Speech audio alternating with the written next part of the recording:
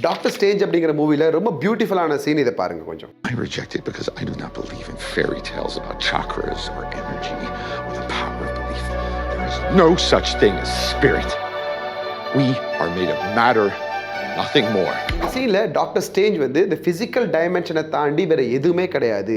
We are just made up of matter and that's it. அதுக்கு மேல எதுவும் கிடையாது. There is no chakras, there is no energy, there is no astral world, causal, spiritual, splitங்கிற கான்செப்டே கிடையாது அப்படிங்கிறத சொல்லி argue பண்ணிட்டே இருப்பாரு.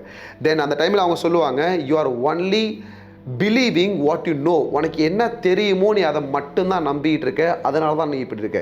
பட் உனக்கு இவ்வளோ தான் தெரியும்னா அவ்வளோதான் உண்மைன்னு அர்த்தம் கிடையாது. இதை தாண்டி நிறைய விஷயங்கள் இருக்குது. ஏன்னா உலகத்தில் இருக்கிற எல்லாமே உனக்கு தெரியும் அப்படிங்கிற மூட நம்பிக்கையில் இருக்காத. எப்போ உனக்கு தெரியாத விஷயங்களும் இருக்குது அப்படிங்கிறத நீ நம்புறியோ ஒத்துக்கிறியோ அன்னைக்கு தான் உன் லைஃப் மாற ஆரம்பிக்கும் அப்படிங்கிறத சொல்லுவாங்க. அண்ட் அந்த மொமெண்ட்டில் அவருக்கு புரிய வைக்கணும் அப்படிங்கிறதுக்காக she pushes his astral body out of the physical body. அப்போ ஒரு மொமெண்ட்டில் வந்து ஃபிசிக்கல் பாடியிலேருந்து வெளில போயிட்டு பார்க்கும்போது தான் தெரியும் there are two different dimensions இருக்கிறத அவர் பார்க்க ஆரம்பிப்பார். அப்போ தான் கேட்பார், what did you do to me அப்படிங்கிறத. then she opens the third eye dimensions by putting her finger on her in his forehead.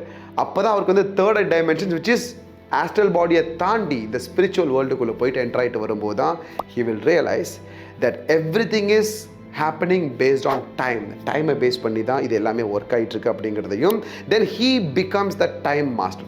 In fact அந்த மூவி எப்படி நடந்துச்சு அப்படிங்கிறது உங்களுக்கு எல்லாருக்குமே தெரியும். அண்ட் அவெஞ்சர்ஸில் கடைசி அந்த தேனாஸை கொல்றதுக்கு கூட த மோஸ்ட் பவர்ஃபுல் கீ யார்கிட்ட இருக்கும்னா டாக்டர் ஸ்டேஞ்ச் கிட்ட தான் இருக்கும். ஸோ இந்த விஷயம் அவருக்கு புரிய வந்ததுக்கப்புறம் his life is changed. எனக்கு புரிஞ்சிருச்சு, என் லைஃப் இஸ் சேஞ்ச்ட். பட் உங்களுக்கு புரிஞ்சிருச்சா? அப்போ மென்ஷன் in the comment.